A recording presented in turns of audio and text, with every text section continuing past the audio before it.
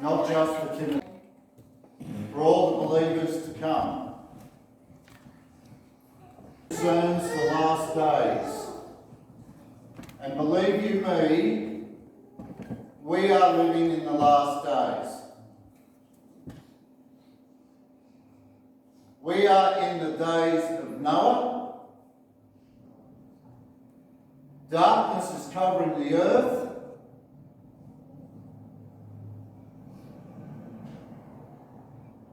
And the apostasy of the church is here. There is a falling away from the faith.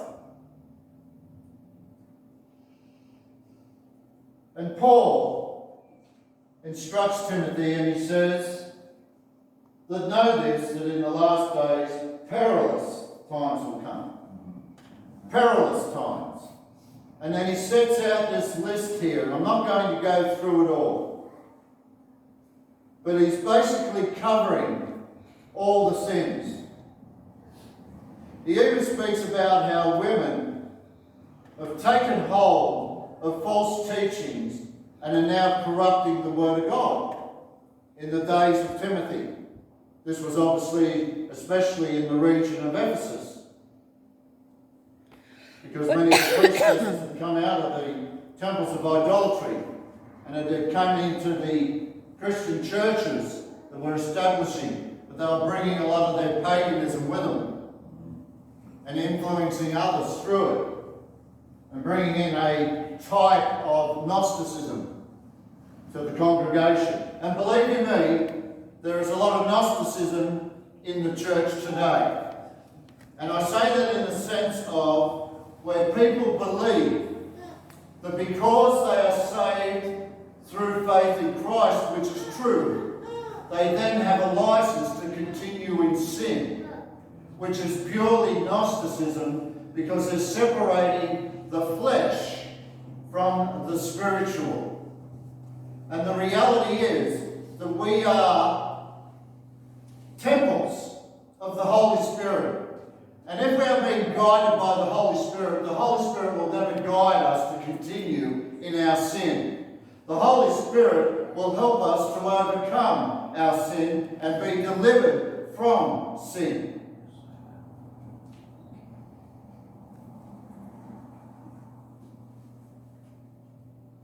And Paul goes on and he says, not only are they doing this through their words, understanding that their words have no power. They have no power because they don't have the Holy Spirit. Power only comes through the Holy Spirit. We learned that last night, didn't we, Ray? But also through the signs and wonders. And we see that today, don't we? Everyone runs after signs and wonders. They want to be like Thomas, and they want to touch and see. But blessed are those that don't see and believe. Isn't that what Jesus said to Thomas? When Thomas withdrew his hand and didn't touch the Lord, and his eyes were open to the truth. So Paul utilises here in verse 8 Jannes and Jambres, who were the two magicians back in the book of Exodus. You can read about them in chapters 7, 8, 9, etc. when we're talking about the plagues of Egypt. Do you remember that? Remember Jannes and Jambres, the magicians of Pharaoh, when Moses threw down the rod and turned into a serpent, and then they did the same. And then, what happened after that? Moses turned the water into blood. They did the same. What happened after that? Moses stretched out a hand, there was a plague of frogs. Magicians did the same. Called frogs out of Egypt. But then, we find that the magicians eventually couldn't continue to counterfeit what God was doing, which is a picture of the last days with the Antichrist. Oh, we'll get away with everything for period of time, but it'll soon be found out. And God will rule supreme. Because what happened? Lice. Remember the lice in the dust? Magicians come and they tried to do it. What happened? Itchy and Scratchy couldn't do it. They couldn't do it. And they had to admit what? They said these words. This is the finger of God. They couldn't do it. They were found out. They were found out for their falseness. And so it will be. All these charlatans that are out there, they will eventually be exposed. Many of them are exposed now. And only those that are of the truth will see it. The rest will be deceived. God will eventually send them a strong delusion that they will believe the lie in which they are entrenched in. 2 Thessalonians chapter 2. So Paul utilises this, and he says, now as Jannes and Jambres resisted Moses, so do these also resist the truth. They resist the truth. Men of corrupt minds disapprove concerning the faith. Disapprove concerning the faith. We have many today that are disapproved concerning the faith. Why? Because they have not studied to show themselves approved unto God, a workman not ashamed, rightly dividing the word of truth. 2 Timothy 2:15 for those that are writing that.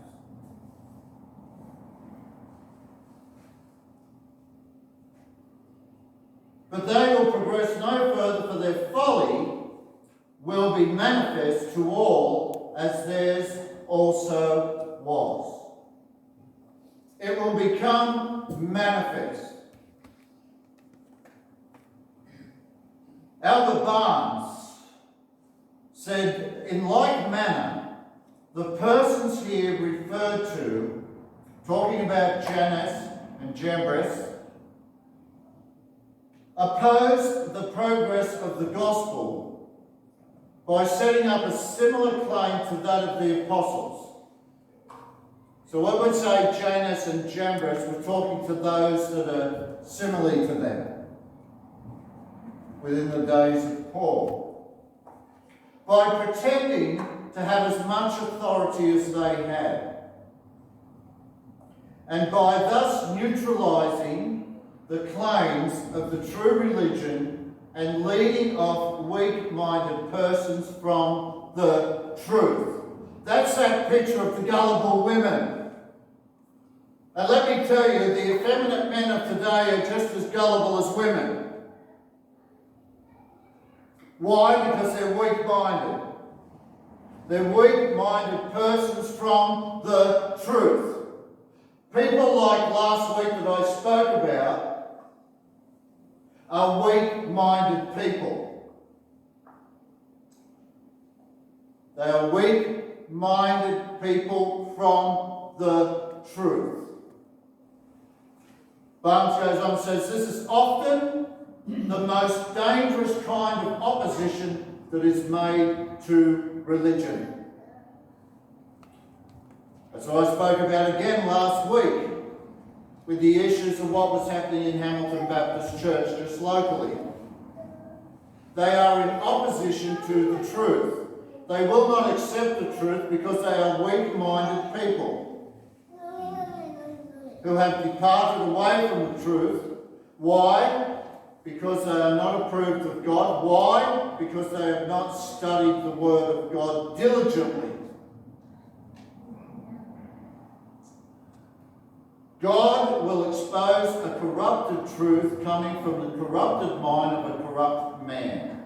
That is what he is saying here when he says that they will progress no further, for their folly will be manifest to all, as theirs also was. Paul's likening to Moses a similar battle with falseness. But here's the beautiful thing. And here's the encouragement.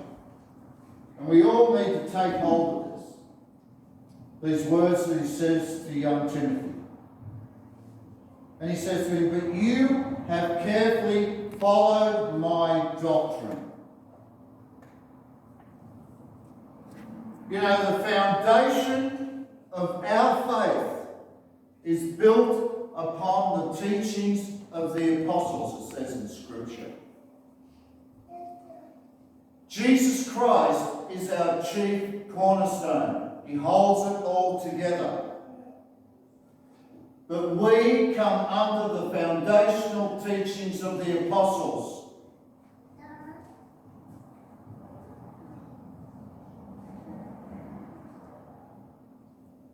And their teachings are right here in the Word of God. Therefore, making the Word of God our doctrine. Doctrine means teaching or manner of instruction, when you are looking at it in the context here of Timothy.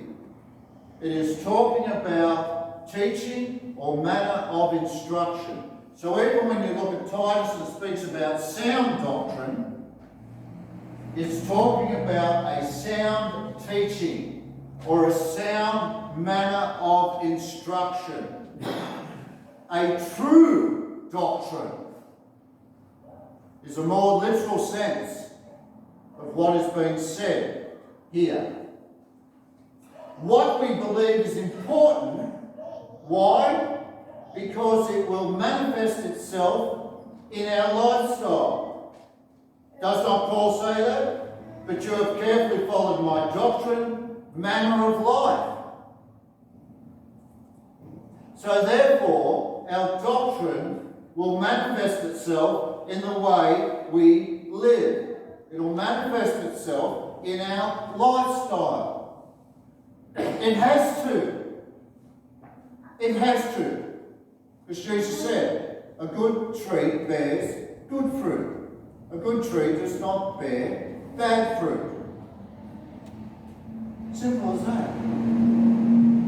Paul goes on and says, you're following my purpose.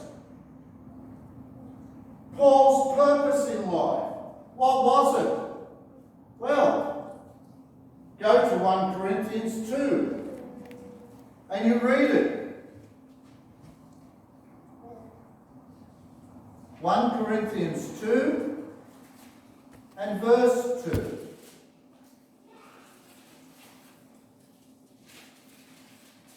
And Paul says this, for I am determined. Here is his purpose. This should be the purpose of each and every one of us.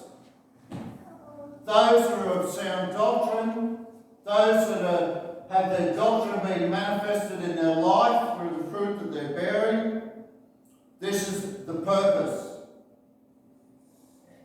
For I determined not to know anything among you except Jesus Christ and Him crucified. That's our purpose. Our purpose is to know nothing outside of Jesus Christ and Him crucified. That's the gospel message. Jesus Christ and Him crucified. That is what brings life to those that are dead in their transgressions. Is coming to a place of knowing Jesus and Him crucified. That's the purpose. The purpose to go and proclaim the gospel to all the nations, baptizing in the name of the Father, the Son, and the Holy Spirit, and making disciples, and teaching them to observe all that the Lord has taught, knowing that He is with us till the end of the age.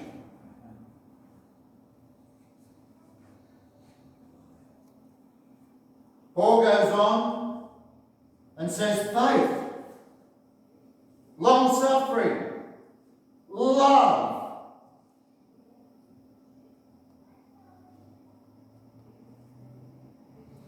All these again are manifested out of doctrine.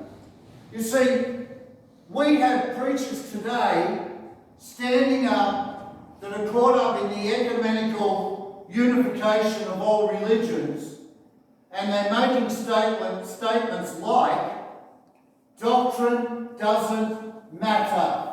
Have you heard that? Have you heard that from preachers? I have. I must be the only one. I have heard that over and over again. We need to lay aside our doctrine. We need to lay aside the issues of doctrine that we have with other religions. Surely you've heard those statements. Yes. Well, don't listen to them. It's a lie. Doctrine is important. Very important. Paul goes on and he says, perseverance, persecutions, afflictions which happened to me in Antioch, Iconium, and Lystra, what persecutions I endured, and out of them all the Lord delivered me. Beautiful words. At Antioch, Paul was persecuted by the Jews, persecuted by his own. He was rejected by his own, scourged by his own. He was persecuted just like Jesus. And you'll find that in Acts 13:45, what happened to Paul at Antioch. That's talking about the Antioch which was in Pisidia in Asia Minor. There was two Antiochs, the other one was in Syria. In Iconium, Paul was with Barnabas and they were persecuted. And they would leave that region and go to Lystra. You find that in Acts 13:50 through to 14:6. In Lystra, Paul was stoned and left for dead. Stoned and left for dead. You'll find that in Acts 14:19. Read it for yourself. But persecution is imminent to those who live a biblically godly life. Persecution will come to those that live a biblically godly life. Again, I'm just going to read some notes here from Barnes. Albert Barnes used to leave notes concerning his thoughts. I'll just read them to you. Concerning persecution. They who make a profession of religion should come prepared to be persecuted. It should be considered as one of the proper qualifications for membership in the church, to be willing to bear persecution and to resolve not to shrink from any duty in order to avoid it.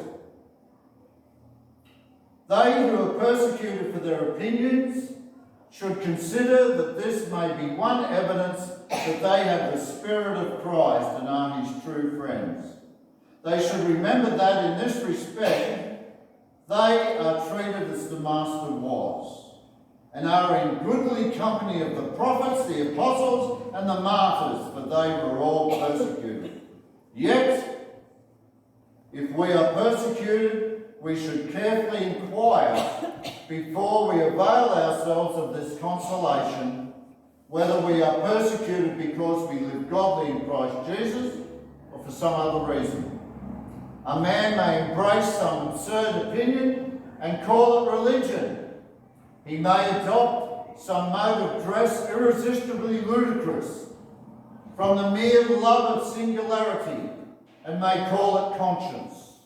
Or he may be boorish in his manners and uncivil in his decorum and raging all the laws of social life and may call this deadness to the world. And for these and similar things he may be condemned, ridiculed and despised. But let him not infer, therefore, that he is to be enrolled among the martyrs, and that he is certainly a real Christian, that persecution which will properly furnish any evidence that we are friends of Christ, must be only that which is for righteousness' sake, and must be brought upon us in an honest effort to obey the commands of God. Persecution will come to those who are living a sound, biblical, godly life. And persecution will come, especially in the last days, and as we draw nearer to the coming of the Lord. And the persecution is not just from without, from outside. It will come from within, because of the apostasy, the apostasia, spoken of in 2 Thessalonians.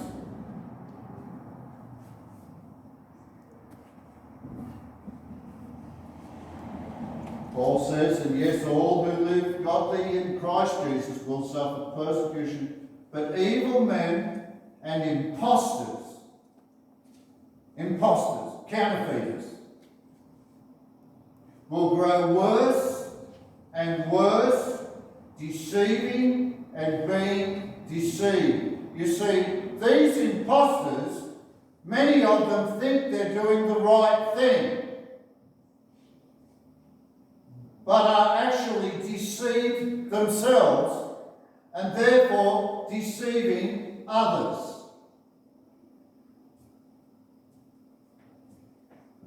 So all your Joel Osteens, your Joyce Myers, your Bennies and Kennies,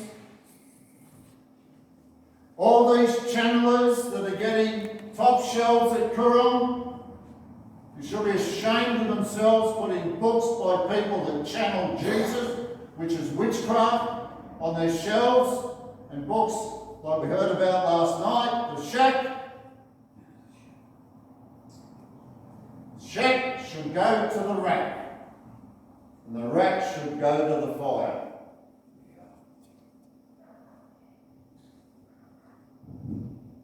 Imposters, yet they all believe they're godly people, leading people on a path of righteousness which will get them into heaven when they have got them all dancing down around a golden calf on a broad road to destruction. That's the truth. And here he edifies and he encourages Timothy the same as Paul is encouraging us today.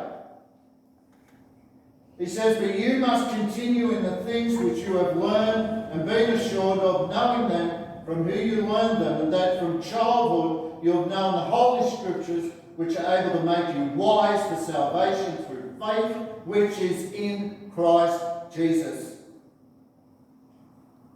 He's referring here with Timothy to the Old Testament, understanding that at this point in time, that's all they had. Timothy had the instructions of Paul. But prior to that, he had the Old Testament, God's Word. And he had been instructed it from an early age. His mother was a Hebrew. His father was a Greek. But his mother, being a Hebrew, regarded it her duty to train her son in the knowledge of God's Word. And the Jewish writings are filled with lessons on this subject of how they put so much importance on the Word of God, that children would grow up having a knowledge of God, having a knowledge of his requirements, of his instructions. You know, there's a writing, a Jewish writing by Rabbi Judah, his name is. And he said this: the boy of 5 years of age ought to apply to the study of the sacred sacred scriptures. Rabbi Solomon, in the Jewish writings, says this on Deuteronomy 11:19. He says, when the boy begins to talk, his father ought to converse with him in the sacred language. He's talking about God's word. And to teach him the law. If he does not do that, he seems to bury him. They took it seriously, didn't they? By the age of 18, they were expected to know Torah. All the boys were expected to know Torah by the age of 18. Today, we don't even have Bible study groups for 1 hour in churches. We don't see the importance of it anymore. It's more important to gather together in fellowship groups and talk about all our woes and foes in life and then try to psychologically work it out through the Word of God. By taking the Word of God and humanistically twisting it and perverting it to reach people where they are.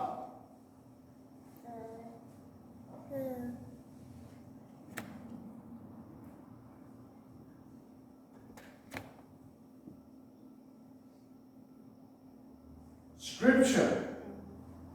By studying Scripture, it makes us wise to salvation. Paul in other passages says what? Work out your salvation in fear and trembling.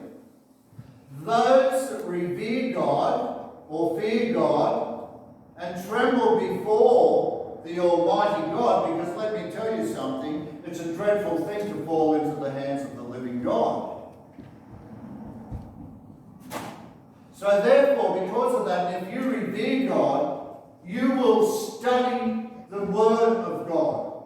You will diligently study the Word of God, so that you become approved, so that you can be not ashamed, so that you can become wise to salvation. Why do I say that? Because there are many people who believe they are saved and are not saved.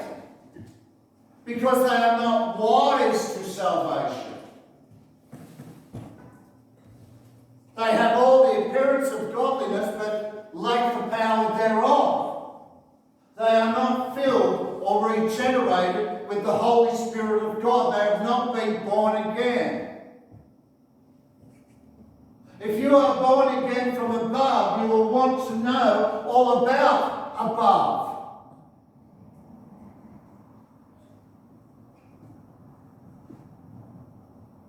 It is wise to salvation. Without the Word of God, how am I ever going to stand righteous before God? How am I ever going to know Jesus and be in Jesus? How am I ever going to walk as He walks?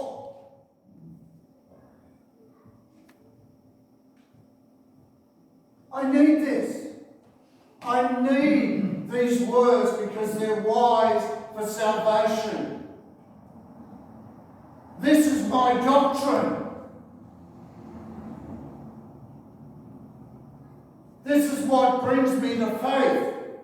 This is what keeps me in my faith. This is what helps me fight a good fight. This is what helps me continue to run a race. But most of all, through this instruction, I will know with full assurance, because I have kept obedient to the Word of God to the best of my ability and run the race as hard as I could, that there is laid up for me a crown of righteousness, a crown of life.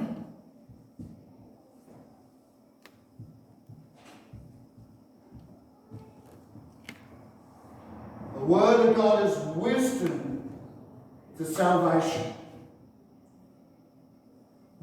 Your word, Lord, is a lamp unto my feet and a light unto my path. Psalm 119, 105. Beautiful passage. Beautiful passage.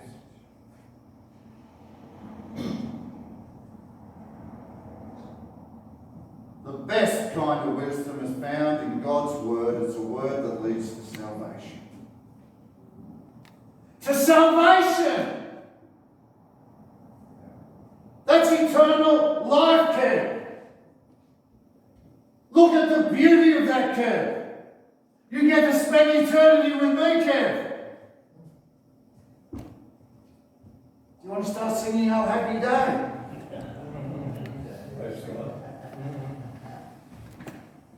But it's the best kind of wisdom to salvation. It's the only wisdom that leads to salvation. It opens our eyes, especially in the last days and as the perilous times come, to the falseness of others that have crept into the household of God to lead people astray.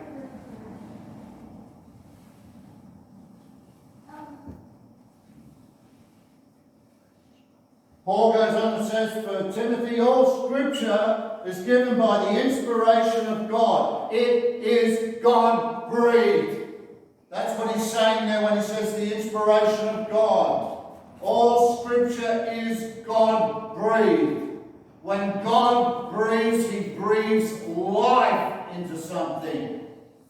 When Jesus breathed on the disciples, he breathed life when he gave them the Holy Spirit. In the upper room. This book gives life. It's a living word.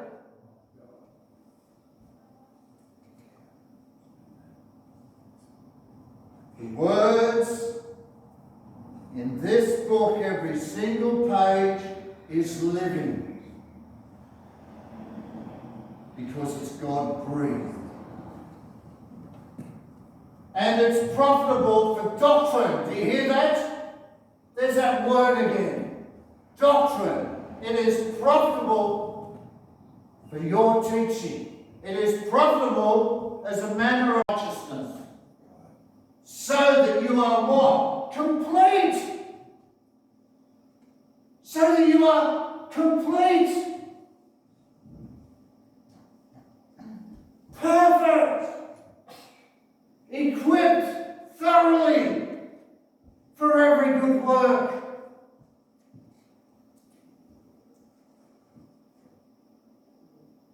The scriptures, Barnes says, have power. They are not a cold, tame, dead thing. There is no book that has so much power as the Bible. None that is so efficient in moving hearts and consciences and intellects of mankind. There is no book that has moved so many minds, none that has produced so deep and permanent effects in the world. Why? Because this is what the born-again believer, this is what the Christian should feed on. Jesus said, He is the bread of life. He is the Word of God. He is the manna from heaven. Because he came down from heaven. And now he sustains us through the pages of this Bible. Doctrine is so that we know the truth. Reproof means a convincing. A convincing of what? Our sinfulness.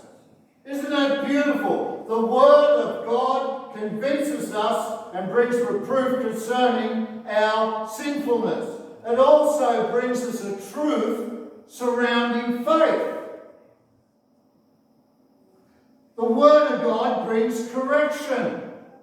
Proverbs 3:12, for whom the Lord loves, he corrects, just as the Father, the Son in whom he delights. The Word of God brings us to correction.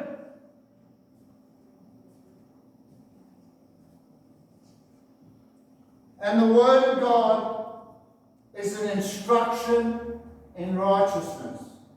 How to live a holy life, right and just before God.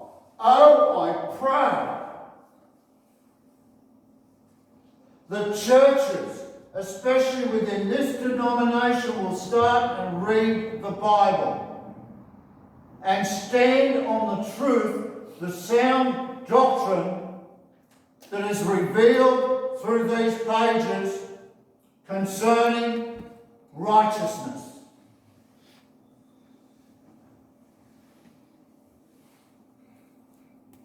There is no deficiency in the Bible. All the instructions needed are found.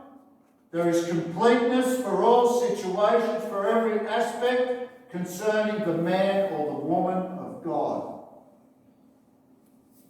How to live righteously are found within the pages of the Holy Bible. So in conclusion,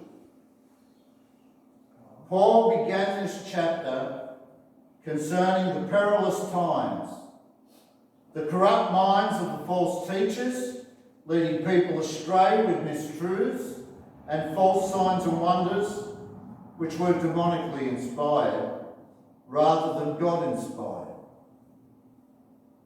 We need to be aware of that. We need to be on guard.